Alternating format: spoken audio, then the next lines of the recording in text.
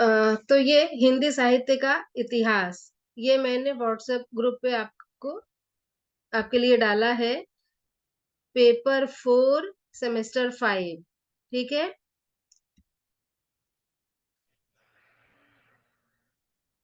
इसमें देखिए आपको जो सेमेस्टर 5 के टॉपिक हैं, हिंदी साहित्य, काल विभाजन एवं नामकरण की समस्या।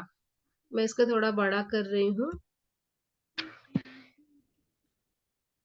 हुँ, दिखाई दे रहा है? शाहीन एक जगह स्टॉप हो जाओ, संजना। यस मैम, दिखाई दे रहा है। हुँ, तो हिंदी साहित्य काल विभाजन एवं नामकरण, ये हमने क्लास में पढ़ा था। आप बताइए, मैं छोटे-छोटे 2-3 क्वेश्चन बस करूँगी और ये देखूँगी कि जो लेक्चर में मैंने पढ़ाया था ऑफलाइन लेक्चर में, उसमें से कितना आपको याद है।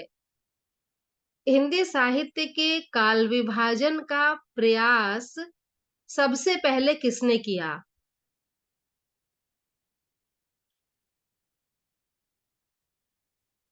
चलो इस प्रश्न को हम दूसरी तरह से पूछते हैं। हिंदी साहित्य के काल विभाजन का प्रयास किन-किन विद्वानों ने किया?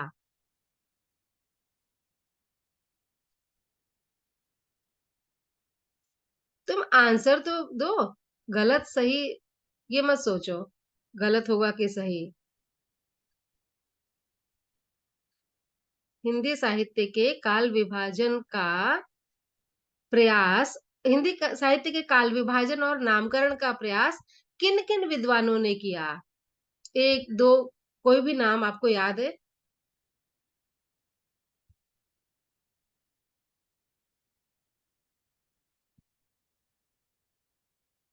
सबसे पहला प्रयास जॉर्ज गारसा दतासी ने किया, याद आया? Yes ma'am. उनका ग्रंथ कौन-सा था? इस कुछ याद है?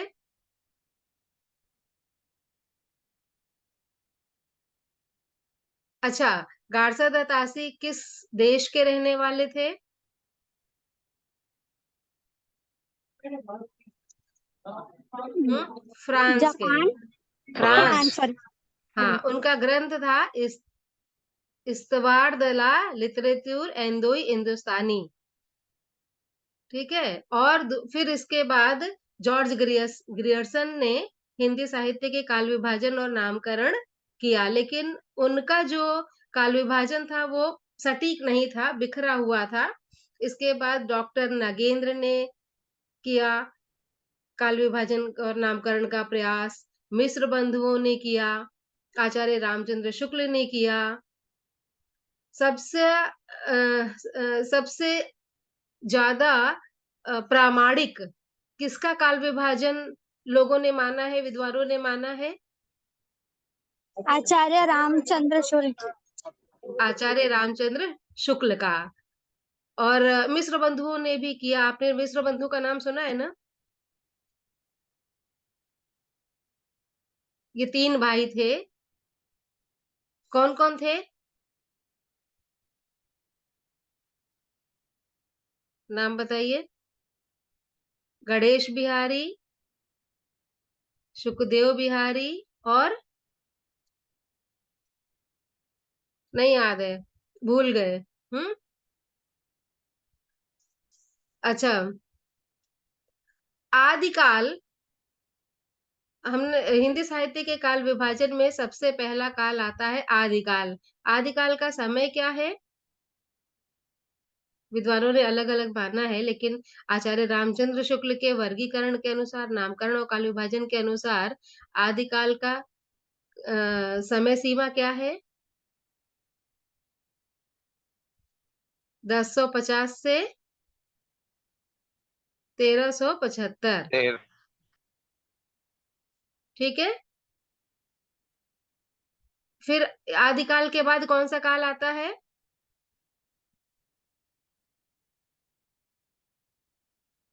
आपको स्क्रीन दिखाई दे रही है ना?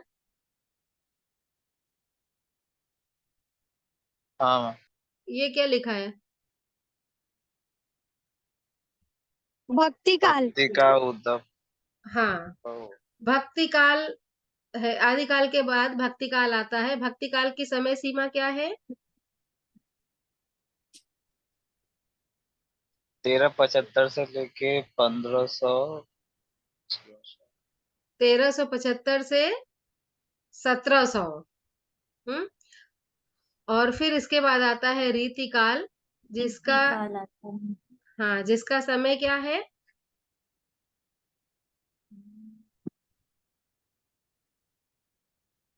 रीति काल का समय क्या है? 1375 1700 से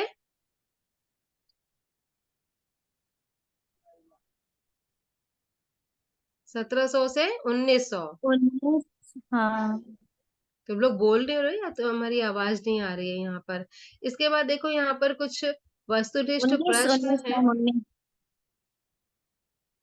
वस्तुनिष्ठ हेलो प्रश्न है। हाँ, बोलो। मैम, आवाज आ रही है मेरी? हाँ, बहुत ब्रेक होके आ रही है। तो हिंदी साहित्य के काल विभाजन और नामकरण में देखो यहाँ पर एक जो आपने अभी काल विभाजन देखा, इसको आप याद कर लो अच्छी तरह से। आदिकाल, इसको वीर गाथा काल भी कहते हैं। आदिकाल का दूसरा नाम क्या है?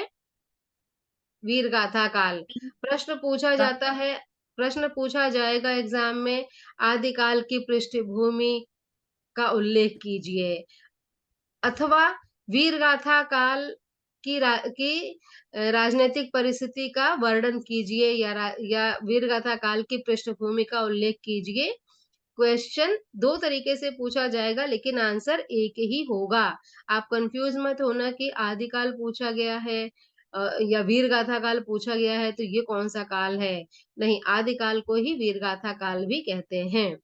इसके बाद मध्यकाल आता है। मध्यकाल को दो भागों में विभाजित करके हम देख सकते हैं।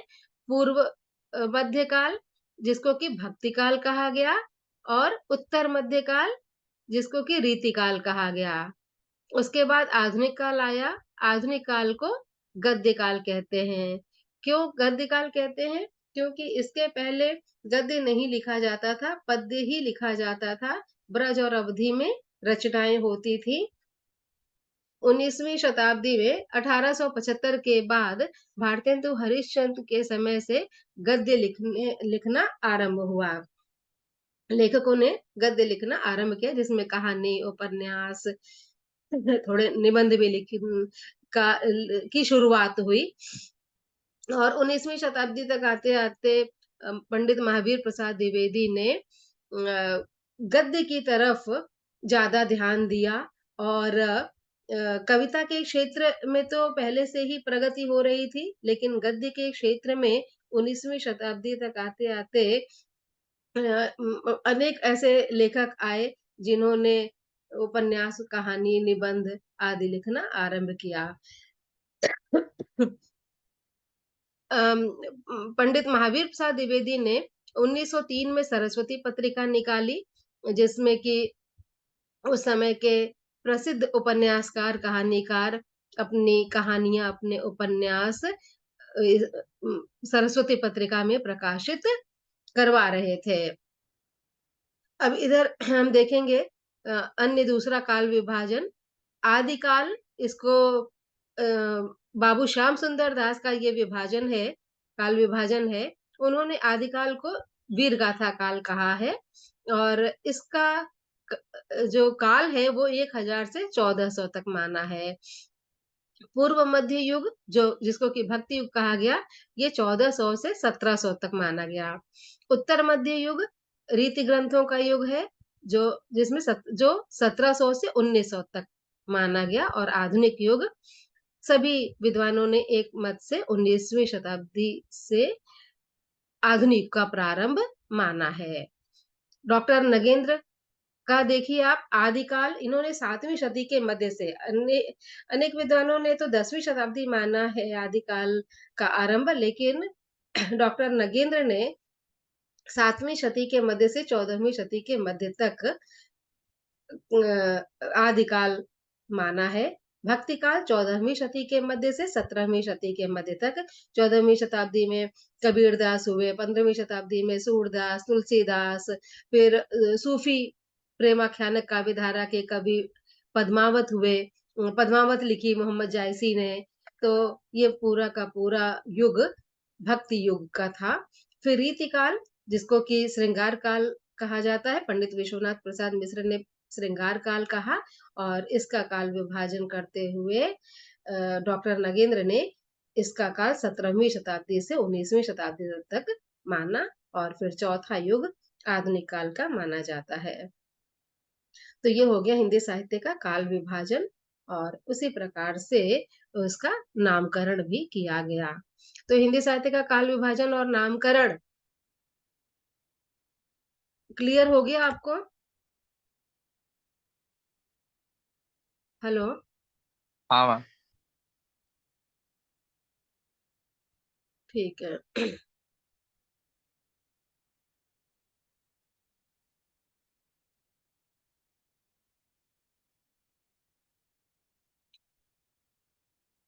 उसके बाद आदिकाल की पृष्ठभूमि